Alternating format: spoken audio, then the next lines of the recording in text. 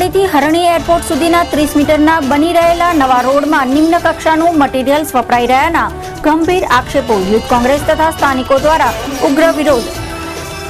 ગુજકેટની પરીક્ષાનો શહેર જિલ્લામાં પ્રારંભ। 138 કેન્દ્ર પર ગુજકેટની પરીક્ષા લેવાઈ।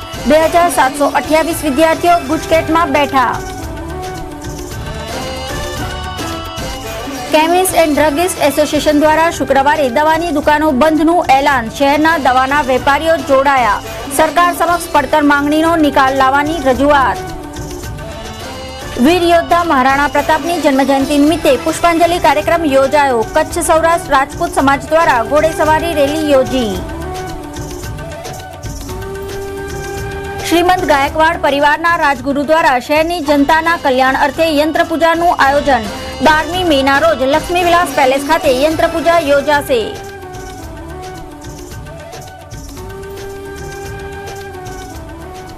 નમસ્કાર દર્શક મિત્રો, ECTVના સમાચાર કક્ષમાં આપનું સ્વાગત છે। હવે જોઈએ સમાચાર વિગતવાર। સેવા સદન દ્વારા ગોલ્ડન ચોકડીથી હરણી એરપોર્ટ સુધી બની રહેલા રોડમાં હલકી કક્ષાના મટીરીયલ્સ ઉપયોગ થઈ રહ્યાના આક્ષેપો વડોદરા લોકસભા યુથ કોંગ્રેસ દ્વારા કરવામાં આવ્યા છે। સેવા સદન દ્વારા શહેરના ગોલ્ડન ચોકડીથી હરણી એરપોર્ટ સુધીનો રોડ બનાવવાની કાર્યવાહી હાથ ધરી છે, પરંતુ આ રોડ બનાવવાના કામમાં GSBC મટીરીયલ સ્ટેન્ડર્ડના સ્પેસિફિકેશનની વિરુદ્ધ થઈ રહ્યું હોવાનું દેખાઈ રહ્યું હોવાનું વડોદરા લોકસભા યુથ કોંગ્રેસે આક્ષેપો કર્યા હતા। આ રસ્તો ગોલ્ડન ચોકડીથી એરપોર્ટનો રસ્તો છે। આ કોર્પોરેશને મંજૂર કરેલો રસ્તો છે। 18 કરોડ રૂપિયા એવું કહે છે કે 18 કરોડ રૂપિયાનો મંજૂર રોડ કરેલો છે। એમાં લાલિયાવાડી એવું છે કે અહીં આગળ મટીરિયલ જે નાખે છે તે લોકો જે નાખે છે, જે કોન્ટ્રાક્ટર છે એને નહીં ખબર કે રેતી નાખવાની કે માટી નાખવાની, અને માટી નાખે તો રેતી કઈ નાખે છે કે માટી નાખે છે એનો કોઈ ઉકેલ જ નહીં। એ લોકોને જ નહીં ખબર કે આપણે માટી નાખે છે કે રેતી નાખીએ છીએ। આ મામલે સ્થાનિકો પણ જોડાયા હતા અને રોડ બની રહેલા સ્થળ ખાતે દોડી ગયા હતા। ભેળસેળયુક્ત તેમજ નિમ્ન કક્ષાના મટીરીયલ્સનો રોડ બની રહ્યો હોવાનું લાગી રહ્યું હતું, ત્યારે આ રોડ મટીરીયલ્સના સેમ્પલો લઈને તેમના ટેસ્ટિંગ માટે યુથ કોંગ્રેસના પૂર્વ વાઇસ પ્રેસિડેન્ટ ઋત્વિક જોશી લેબમાં મોકલી આપવાની તજવીજ હાથ ધરી છે। રોડ મામલે સ્થાનિકોએ તેઓનો ઉગ્ર વિરોધ નોંધાવ્યો હતો।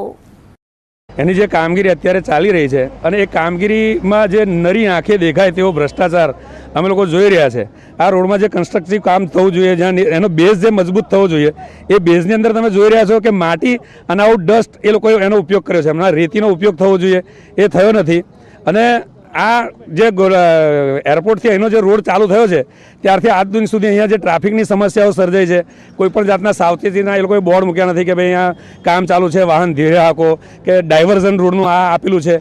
એક નાના અમથા રોડમાં ડબલ ટ્રેકની ગાડીઓ જાય છે, એટલે રોજબરોજ એક્સિડન્ટ થાય છે, આ થાય છે, તે થાય છે। અને બીજા નંબરમાં કે કોર્પોરેશનનો કોઈપણ અધિકારી આજ દિન સુધી આ રોડનું કામકાજ કેવું ચાલે છે કે એનું સુપરવિઝન કરવા કે આવું તેવું કરવા કોઈ પણ અધિકારી પણ આજ દિન સુધી આવેલો નથી।